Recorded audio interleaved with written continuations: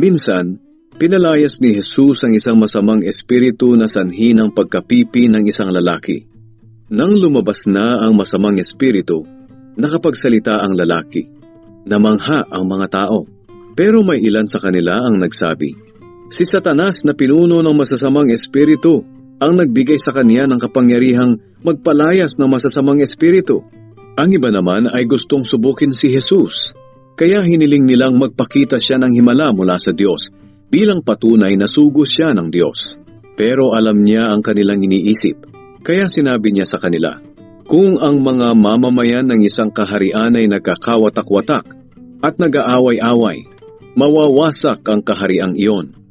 Ganoon din ang mangyayari sa isang tahanang ang nakatira ay nag-aaway-away.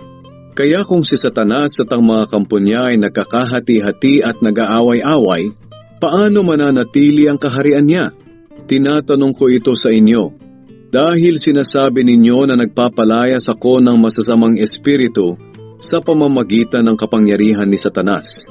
Kung si Satanas nga ang nagbigay sa akin ng kapangyarihang magpalayas ng masasamang espiritu, sino naman ang nagbigay sa mga tagasunod ninyo ng kapangyarihang makapagpalayas din ng masasamang espiritu?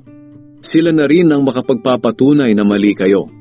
Ngayon, kung nagpapalayas ako ng masasamang espiritu sa pamamagitan ng kapangyarihan ng Diyos, nangangahulugan ito na dumating na sa inyo ang paghahari ng Diyos.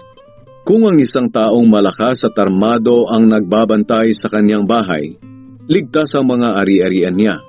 Pero kapag sinalakay siya ng isang taong mas malakas kaysa sa kanya, matatalo siya at kukunin nito ang mga armas na inaasahan niya at ipapamahagi ang mga ari-arian niya.